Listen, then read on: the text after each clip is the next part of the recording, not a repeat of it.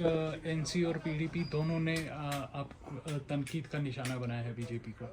उनका कहना है, जहां पीडीपी ये कह रही है कि बीजेपी कठुआ किलिंग को लेके कम्युनल हो रही है, वहीं एनसी का भी वही कहना है कि बीजेपी कम्युनल हो रही है। उनको जब सोपोर में इंसिडेंट हुए थे, वो ड्राइवर को गोली मारी थी, तब उतना वोकल नहीं थी, लेकिन अभी वो वोकल है कठुआ को लेकर। देखिए, भारतीय जनता पार्टी सबका साथ, सबका विकास और सबके विश्वास को चलती है। किलिंग चाहे कठुआ में हो, किलिंग चाहे सोपोर में हो, भारतीय जनता पार्टी ने हमेशा उसके खिलाफ आवाज उठाई। और जहां तक कठुआ का ताल्लुक है, देखिए 3 मासूम जाने गई है और 3 खानदान के 3 चश्मे चराग गए, और उसमें सबसे बड़ी बात है कि एक बच्चा जिसकी जान चली गई है। भारतीय जनता पार्टी वहां गई, अपने लोगों के साथ मिलने के लिए गई थी, क्योंकि कंसर्न एमएलए वहां के हैं, और वहां के लोगों ने किसी को इजाजत नहीं दी कि वो वहां के पॉलिटिक्स करे और कश्मीर या दूसरी जगहों से जाके वहां पॉलिटिक्स करे। और दूसरा, जो लॉ एंड ऑर्डर की प्रॉब्लम थी, वहां हालात ऐसे नाजुक थे कि पुलिस ने अलाउ नहीं किया है। इसमें भारतीय जनता पार्टी का कहीं कुछ हाथ नहीं है। भारतीय जनता पार्टी चली गई है, भारतीय जनता पार्टी ने कंडोलेंस किया, भारतीय जनता पार्टी ने ऑनरेबल होम मिनिस्टर की मैसेज वहां तक पहुंची, हमारे एलओपी साहब गए, उन्होंने लोगों के साथ बात की, और वहां जो माहौल बना था, जिस तरह से ये लोग जाके वहां घी में, आग में और घी लगाना चाहते थे, ये किसी को अलाउ नहीं किया जाएगा। लॉ एंड ऑर्डर की प्रॉब्लम थी, उसको देखना था, इसलिए पुलिस ने उनको अलाउ नहीं किया। सर, बात करते हैं कैजुअल लेबर्स की। कैजुअल लेबर्स को लेकर आज उमर अब्दुल्ला ने असेंबली में एक कमेटी का वो बोला है कि हम कमेटी बनाएंगे। देखिए, धोखा है कैजुअल लेबर्स और डेली वेजर्स के साथ। नेशनल कॉन्फ्रेंस की फितरत में ही झूठ बोलना और धोखा देना है।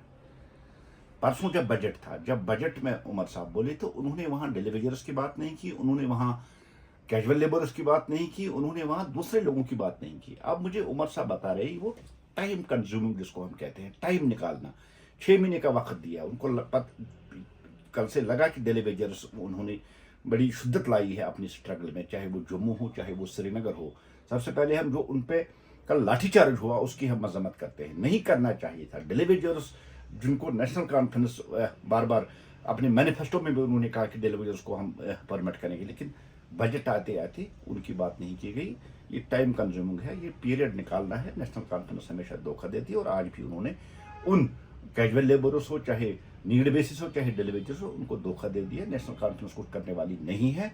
जिस तरह से उन्होंने गारंटी पे झूठ बोला, आज ये भी एक गारंटी, और इस गारंटी पे नेशनल कॉन्फ्रेंस झूठ बोल रही है। सर, एनसी का ये भी कहना है कि लाठीचार्ज जो पुलिस के यहाँ से हुआ, तो पुलिस का तो इन तक ही है, बीजेपी का एलजी है, लेकिन वो देखिए, हर एक इशू से भागना उमर साहब की आदत बन गई है। वो चाहे गुलमर्ग का इशू हो, चाहे वो डेली वेजर्स का इशू हो। गुलमर्ग में कल आपने देखा, उरियानियत वहां थी, नंगा नाच वहां हो रहा था, और हमारे चीफ मिनिस्टर साहब कह रहे हैं कि मुझे पता नहीं, जबकि उनके रिश्तेदार का होटल है, और बाकायदा एक सीओ गुलमर्ग में बैठता है, जिसकी परमिशन के बगैर वहां इजाजत नहीं दी जाती है। लेकिन उमर साहब कह रहे हैं मुझे कोई इल्म नहीं थी, मुझे कोई इन्फॉर्मेशन नहीं थी। ये कैसे हो सकता है?